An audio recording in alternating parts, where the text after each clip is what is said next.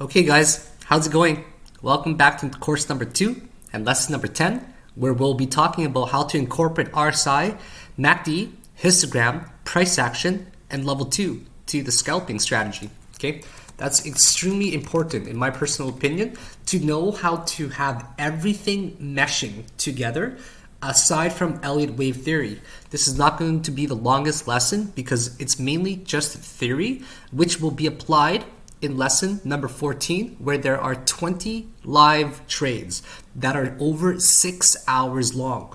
The theory is incredibly important. I generally weigh it for about 9 hours of theory to 6 hours of live trade.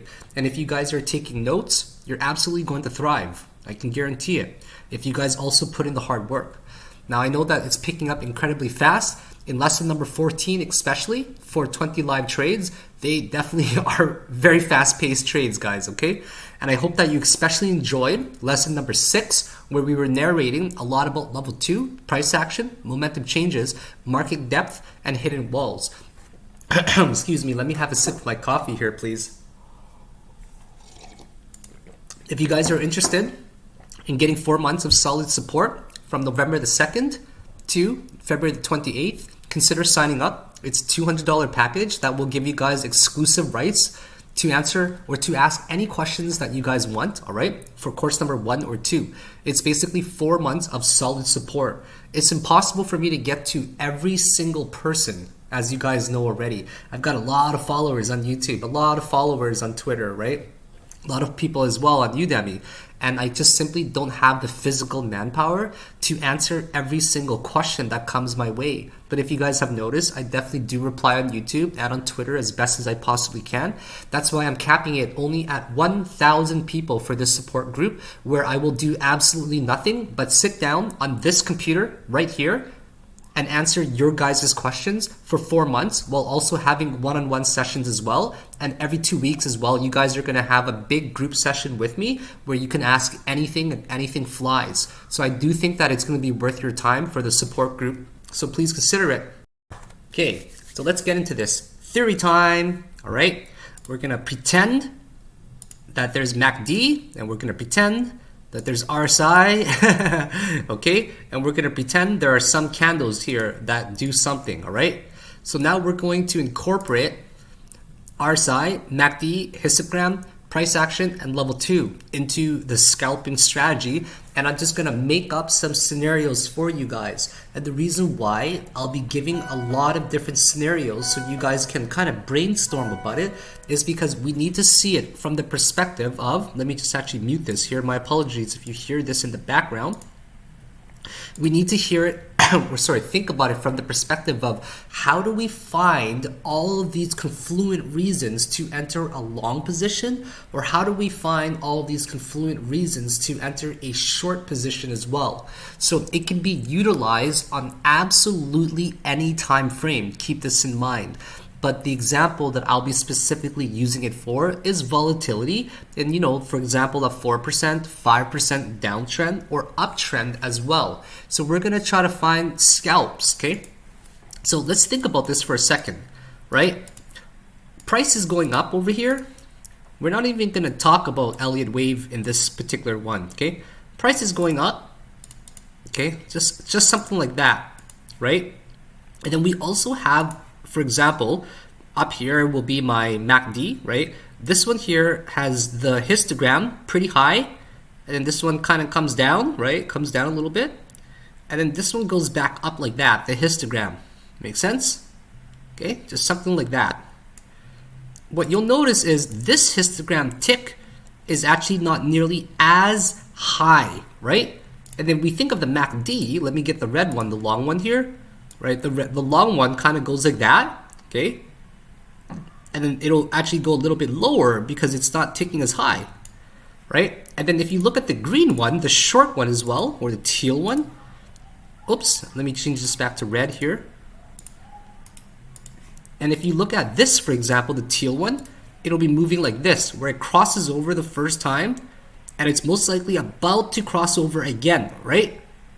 It says about to cross over again. Just something like that. So my requirements are very, very clear. Now I'm also going to draw in the RSI for how I view it. So I need to have a clear RSI that's high, and then I need to have an RSI that is lower. Okay? And we'll say this is the 70 range to short. Okay, 70 range or something like that. So if you guys are noticing here, my key requirements to enter a short position are many factors aside from Elliott wave. First of all, I have to have a higher price, okay? I have to have a higher price.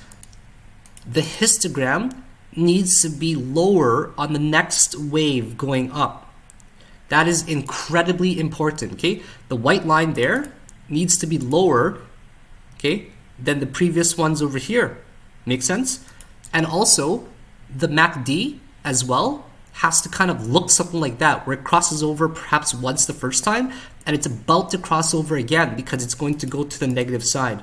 And the fourth very important criteria, if this was the 70 line right there, is I need to have a bearishly diverging RSI, okay? That's incredibly important for us to make note of. Make sense? So let's go and take a look at some of these trades of mine. I actually just made a trade on Bitfinex, right? I made a trade for a $20,000, actually no, it was a $15,000 position right here that I actually made it, and I scalped 1%, okay? Actually 1.5%. I didn't even record this video, I didn't even tweet it. I ended up making $225 on this particular trade, and I will show you guys why I entered this particular trade, okay? Let me show you guys right over here. I was on this one right here, okay? Now I'm looking for a higher high, okay? So this one here ended up spiking a lot higher, which is fine. But sometimes you want to combine things such as price action as well, right? You want to combine price action as well. And in the live trades, you guys will see these walls actually in action yourself. So let's say that, this happened, right? So I actually noticed, first of all, histogram leveling off right here, okay? This is the histogram leveling off right there, right? It doesn't get higher, it's actually getting lower, it's getting lower, it's getting lower. And the blue line looks like it's about to cross. I generally look for a crossover first, which happened right there, right? This is the first crossover that I'm looking for. I never ever short on the first crossover that I see. Never ever, because you would have been destroyed if you actually shorted it right here, if you looked at it, right? You wouldn't have even made any money on it, really. It barely fell down like 0.5%. It's the second one that is the most important one, or the third one going up, which later we find out it's the fifth wave, right? So just as an example, that's a criteria we got to keep an eye on. We got to say to ourselves, okay, well, the histogram right there is actually downticking now. Let's look for other signs. And now what we see is that this region, right, is a very similar region. And if you look at the price action, what do you see? You see tons of whips. That's why in this course right here, guys, we're going to incorporate price action, right, into the scalping strategy. So we see that there's a lot of resistance, right? Here is kind of where it is. And every time it gets to a higher region over there, in that red zone, what we are clearly seeing is massive resistance. And because we are seeing resistance over there, combined with the histogram actually ticking downwards over here, we can say to ourselves, I bet you it's losing strength on RSI, okay? All right, I forgot to also mention in the previous video that to short, it's so understood that the RSI needs to be over 70, right? That's very understood. So now I'm looking for a series, but I already mentioned that we're looking for a series of a lower high on the RSI as well, right? So now we say to ourselves, all right, this red zone is meeting a lot of resistance. It simply cannot break out of it. The histogram is also leveling off and it's coming downwards, right? Make sense, guys? And not only that, the RSI is getting a series of a lower high. And from the overall uptrend, right, from way over here, we can even say, what we see is that, okay, it's, you know what, it's not meeting my requirement of about 4%. No, but if I actually short this correctly, I can still scalp, maybe 1% if I actually get it high enough, right? So I was looking at the level 2, which you guys will see in many of my trades. I just sit there and I just stare at the level 2 for a very long time. What I do is I just look at it and I see, guys, that the price action is dictating incredibly bearishness because I was seeing walls in this red zone, right? I was seeing massive walls on the ask side, and they were simply just too big for it to actually go upwards. So we look at the level 2, we look at the order book, and if we see that there's a huge amount of orders, and then we combine it with all of these other factors, such as, okay, the RSI is getting a lower high, okay, the MACD is actually going to cross over, okay, the histogram is actually looking pretty bearish, we got a lot of wicks that's rejecting to the upside. All right, it's actually moving about 3.5% from this particular wave down there, right? If we actually take a look at it from this wave, like it really all depends on what you're looking at it from. If you look at it from here, right, it's moving about 10%, for example, right? But that was from basically yesterday, right? Over 18 hours.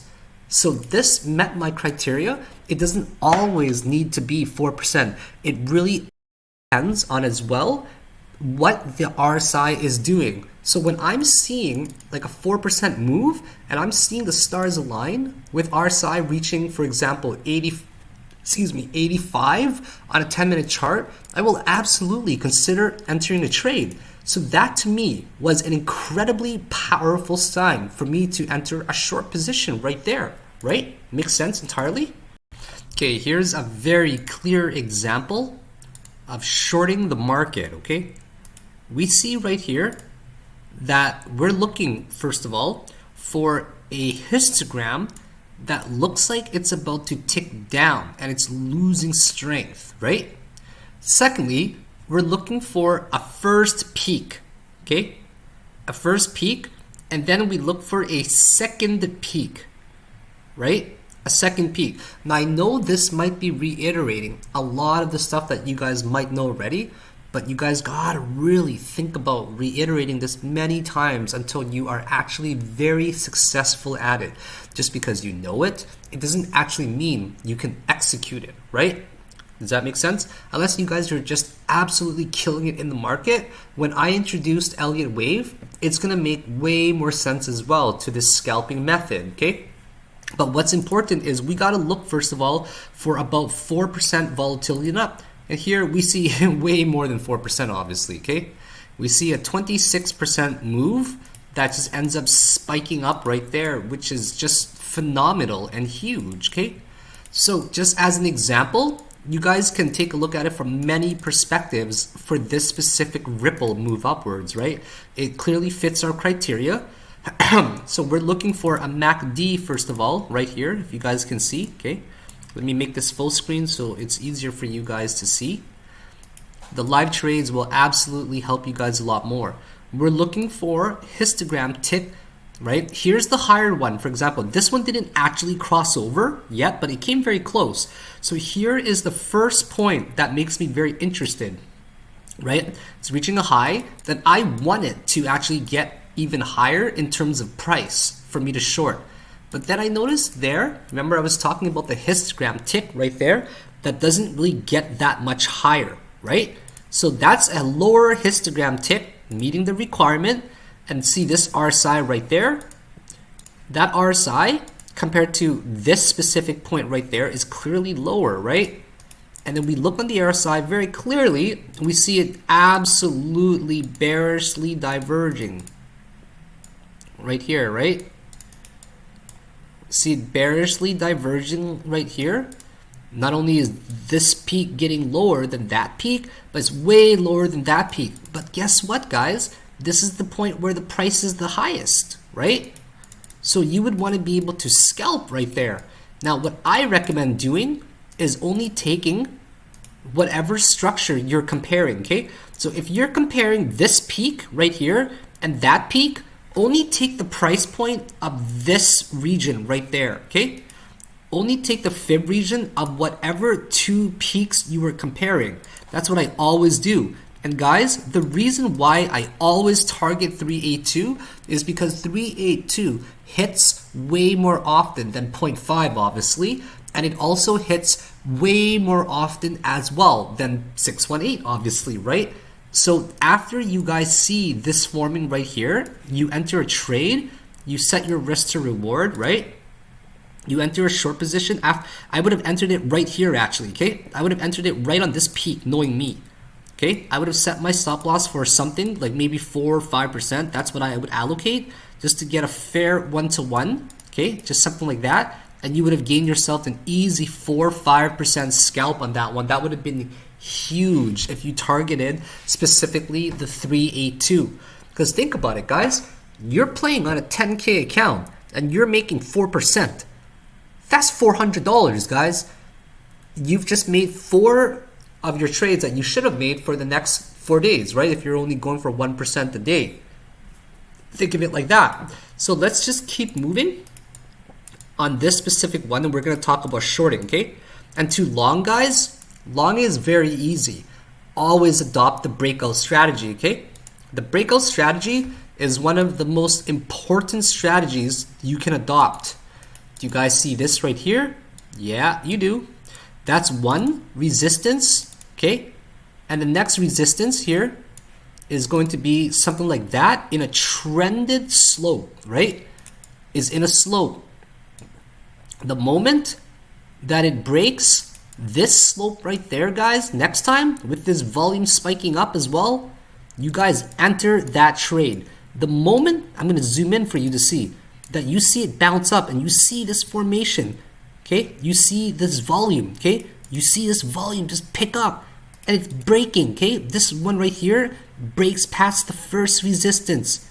It breaks past the second resistance right there. Enter that trade. Don't hesitate just because the RSI is high. Don't you guys dare hesitate. If the volume picks up and we see this type of volatility, okay? Enter that long position. I really mean it. Now we're going to look for signs to short this guy, okay? Let's look for a sign to short this and see if we can actually see anything whatsoever. Now, the most common way to look for a breakout is see if we go get a high and then we get a low and then we break higher than the high. So in this particular case, the moment that it breaks above this high right there is the moment we say that it's going to be another impulse wave, but you guys don't know about that yet, right? So now we're going to compare the two peaks, right, where we actually get a lower high. Okay, so we're looking for a histogram tick.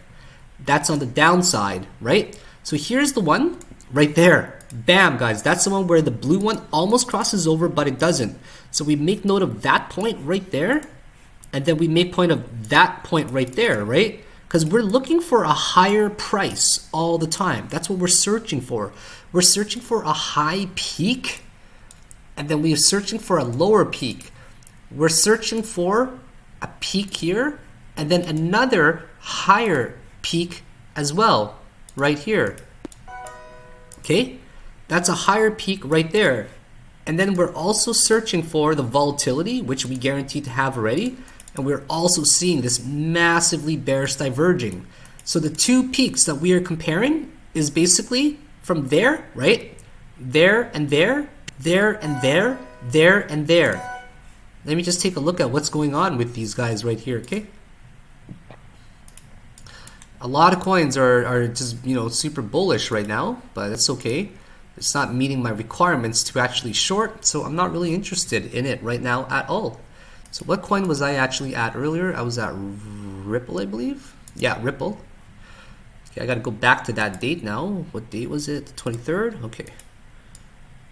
There we go, right here. Okay. So now you guys are comparing this specific peak right here. Make sense? Right? You're comparing this peak and that peak. Now, where did the first uptrend start? Well, it started right there at the breakout of the 55 EMA. So what are you guys going to do? Right? You're going to take that wave going upwards like that. Actually, the uptrend more so started from down there, I would say. Not that it really matters too much. But this one is a really risky scalp, right? You guys would be able to target the 382, But what you would have noticed is that it didn't hit the 382, right? It didn't hit the 382, but it still ended up moving down about 4%. So keep in mind that even though it did not hit the 382 Fibonacci level, it's still meeting my criteria of about 1 to 2% to scalp, right? So when would I have entered the short? When I would have entered the short is this vertical line right here. This vertical line when this one actually forms, okay? When that one actually forms right there, that is the moment I would have entered a short position and I would have gone for 1 to 2% max. And would I have got it? Yes, I would have got at least 2%. So if I'm in a 10K position and I'm scalping 2% or even leveraged on Bitfinex, well, that short would have yielded you, say you leverage, say you leverage 5,000, right? Because it's half of your balance to about 15K. Well, you would have yielded 2%, an easy $300, guys. And that is the formula. And then you talk about the breakout right here, okay? You talk about the breakout. It's definitely, there's a clear resistance here, right here. So you got to play it one step at a time. Clear resistance there. It's getting a series of a higher low every single time for an ascending triangle on a low time frame. You definitely want to long it on the breakout as well. Never mind the RSI.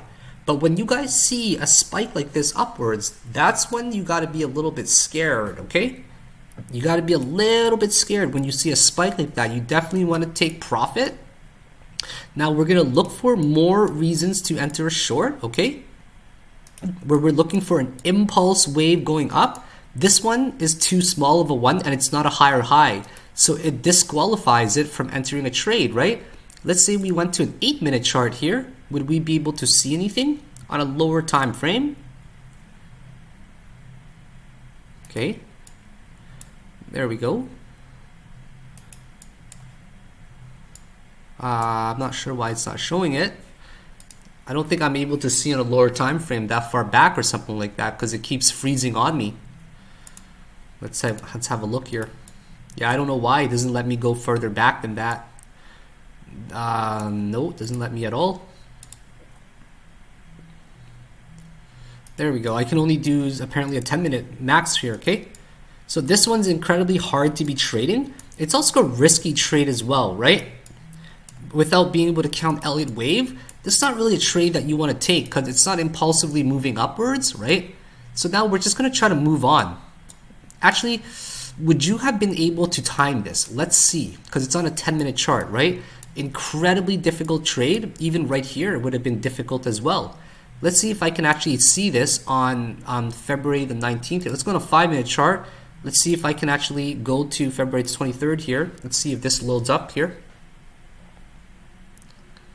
No, this says that's the last available bar. I don't know why that's the last available bar.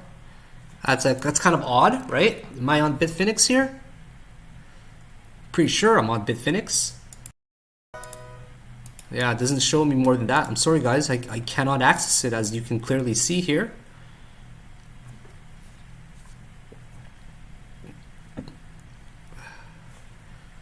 Yeah, I don't know why it's actually doing that. It's kind of freezing up on me here right now. Give me a second, please. There we go. It's a little bit better here now. Incredibly slow, right? So Ripple is doing pretty decent right now, as you guys notice. It retraced almost 100% there. Back up to the original point, 6%. That's not bad at all. Yeah, I simply just cannot. Okay, I simply just cannot identify this structure. This was a really risky one to short, and honestly a lot of people got liquidated on it, and I honestly cannot go to a 1-minute chart or 5-minute chart or 3-minute chart to show you guys it. So let's look for another example, shall we? Okay, let's give you an example, just a random example. Say back in October. So my criteria to enter a long position is when there's a large red candle. It can be on 5%, or sorry, a 5-minute chart. It could be on a 10-minute chart. It could be on a 20-minute chart. It could be on a 1-hour chart. It really does vary for where I decide to enter and scalp depending on the volatility.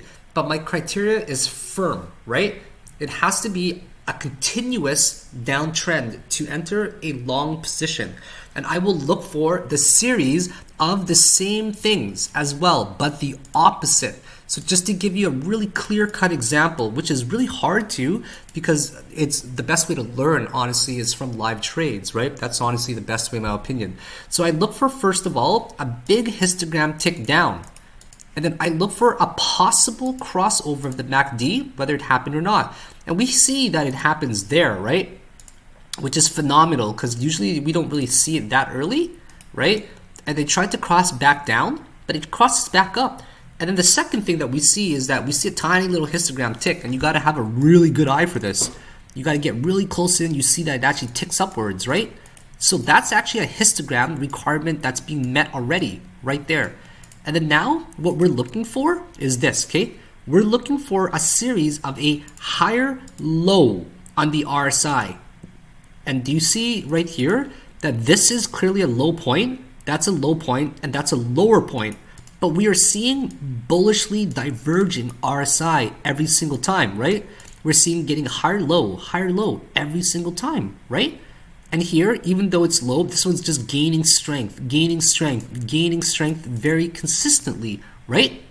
So now what we do is we isolate the area of where the downtrend began and where we are comparing the RSI regions. So the downtrend began roughly there, and we're comparing these 2 points, where the first histogram and the second histogram end up bullishly diverging, right?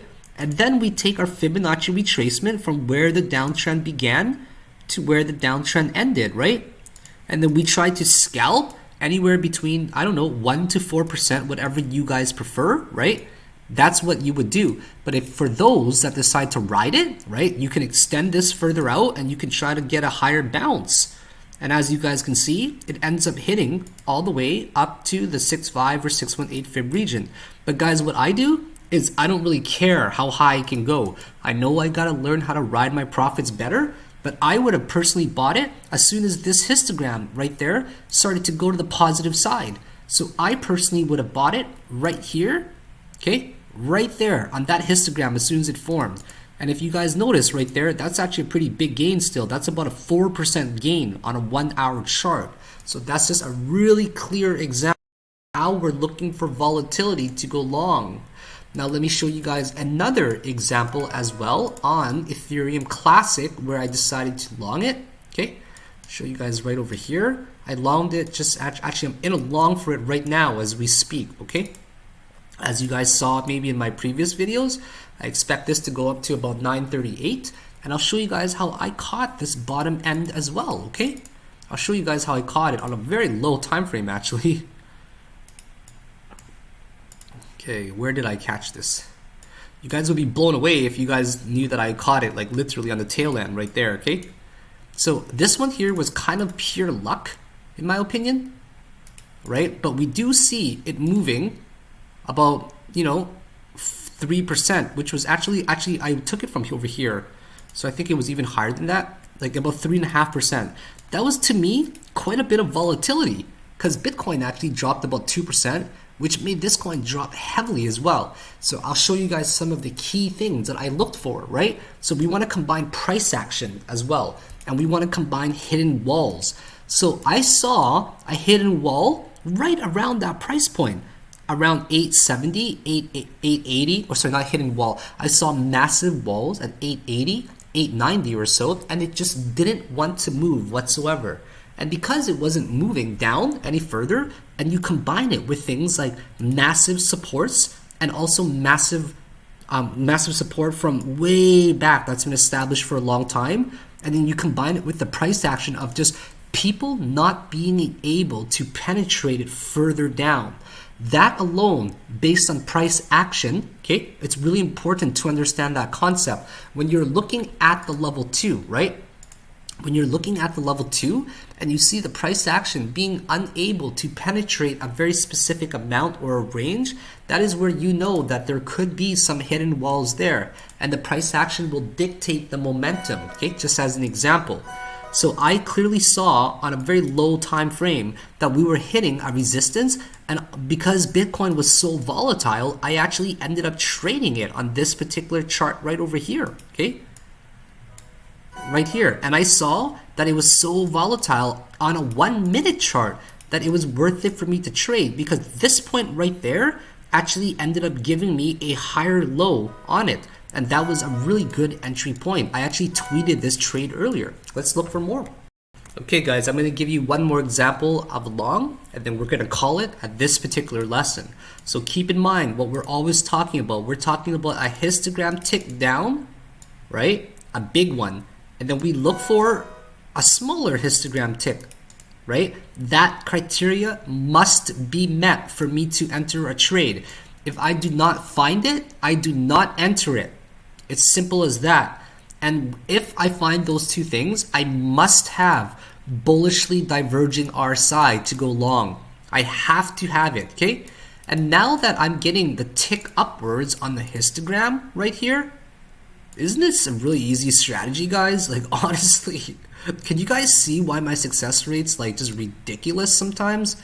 I see the tick up, that's where I start to get interested, okay? That just right there, I start to get interested. And then I isolate the area that I'm working with, which is basically from here. Okay, let's see if I can do this a little bit better. I isolate the area that I'm working with, the region right there. Okay, something like that. And then I also take my Fibonacci range as well. And as soon, guys, as soon as this is on a 15-minute chart too, by the way, okay? And as soon as that histogram starts ticking upwards, that is where I enter my position. Make sure you guys are always maintaining your risk and setting your stop tight. And this was also at a massive support that has been established for a long time. And then I will generally target 382, right? And what we see right here with beautiful flying colors is a 6% gain. Beautiful. So once again, on the short, I look for the histogram that's really big, and then I look for later a histogram that is smaller to enter short, right? And then I have to find bearishly diverging RSI, okay? It will make a lot more sense, guys, once we actually start watching a lot of these live trades. 9 hours of theory, okay, about 6 hours of live trade. Actually, we might be at like 12 hours of theory now already. Psychologically develop you guys and have the mindset to become a better trader, and then watch my live trades, because you know what? Anybody who watches my live trades, I think they will take a lot away from it, because the goal is to narrate my thoughts out loud and you show proof in the pudding. So guys, I hope that you have enjoyed this lesson of mine where I'm giving you a really good idea of how I incorporate RSI, MACD, histogram, just a little bit of price action in level 2 into the scalping strategy. You guys are going to learn a lot more when it comes to the 20 live trades. Make sure you guys are considering signing up for the 4 months of support there for $200 that will go from November the 2nd to February the 28th, where I'm only taking 1,000 people to be my students, where you guys will have exclusive access to me, and I will not do anything for those 4 months except for sit down on this laptop and answer your questions that you have anytime when I'm up and available. So I'll see you guys for lesson number 11. Finally, we're going to talk about Elliott wave theory that is added into the scalping strategy on small time frames with all the other below strategies. See you guys very soon. I hope that you have enjoyed these lessons so far. Bye now. Have a good night.